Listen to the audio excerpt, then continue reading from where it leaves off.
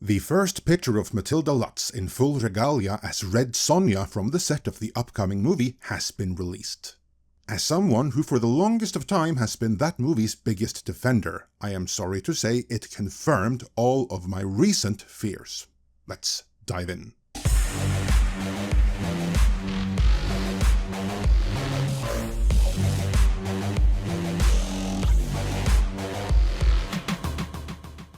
To begin with the positives, Red Sonja is a redhead, and she's scantily clad in metal armor, so kudos to director MJ Bassett, whom we have to thank for that, because that wasn't always the plan.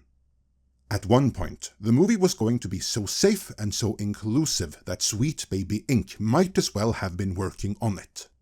With that production history in mind, this image is good. And it's also worth mentioning that Red Sonja has a more comic book accurate outfit here than she did in the 1985 movie, so there is that. To be clear, I hope the movie will be good as well, and that all my concerns will be proven to have been unfounded. But as of now, I still have concerns, and what is more, this still image only adds to them. To explain why, some context is needed.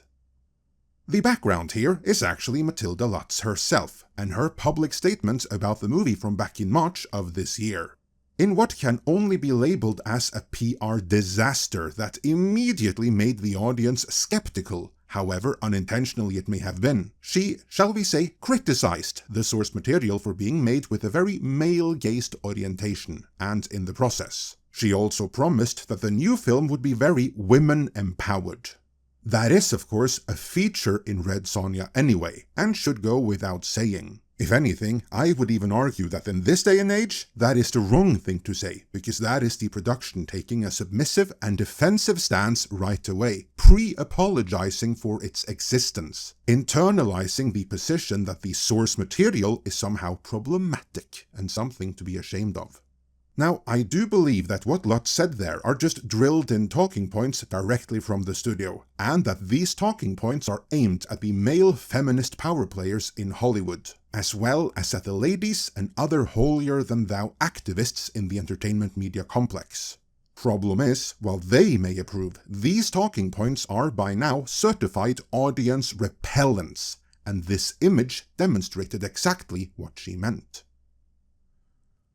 In this image, Red Sonja is about as covered up as she possibly can be, while still maintaining some semblance of being true to the iconography of the comics. Of course, the normal interjection to this iconography is that Red Sonja is a warrior, and it's horribly sexist to expect a female warrior to fight in nothing but a chainmail bikini. To which I would interject that this is how much armor Conan wears, as well as most everyone else in the sword and sorcery genre, where everyone being scantily clad is a feature, not a bug. I will grant that while the outfit Red Sonja will be wearing in this movie is as good as we possibly could have hoped given where Hollywood has been the past decade, it still falls in under the close but no cigar territory. Furthermore, and this is my real concern, this image signals to me that while we are now in the tail end of it, the movie was still made when Hollywood had collectively lost its mind, and everything that tried to make some kind of female empowerment statement ended up becoming an unintentional disaster.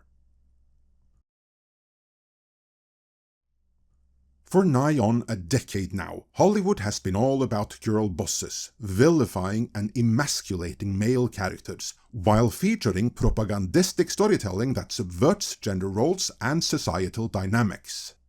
At one point in its development, this is the direction Red Sonja was headed as well, before Bassett came in and rewrote most of the madness out. See this video, which is linked to in the description, for more details on that.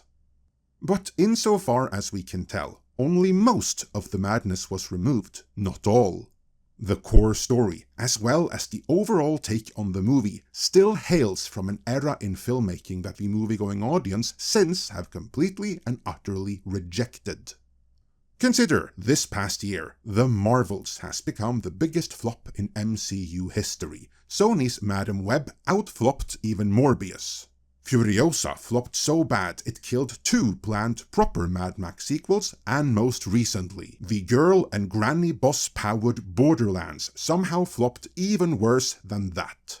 You might be tempted to think that Red Sonja must have learned something from those failures, but it couldn't have, because it was done filming 2 years ago and has been in frozen stasis ever since.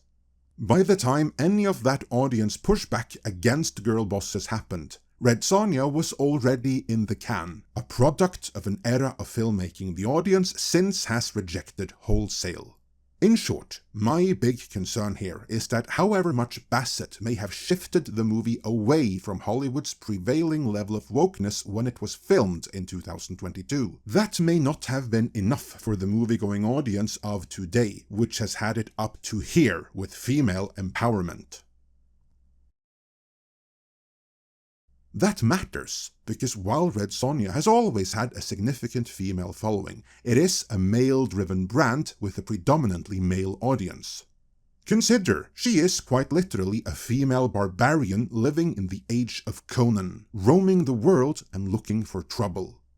Trying to force any such movie into an ideologically driven female-centric mold that Hollywood approves of can do nothing but drive the audience, male and female alike, away. While MJ Bassett probably made the best Red Sonja movie that could have come out of Hollywood when it was filmed in 2022, I fear it's not true enough to the source material to win over the audience. Yet, ironically, it may be too true to the source material for the parts of Hollywood that are still captured by the woke mind virus.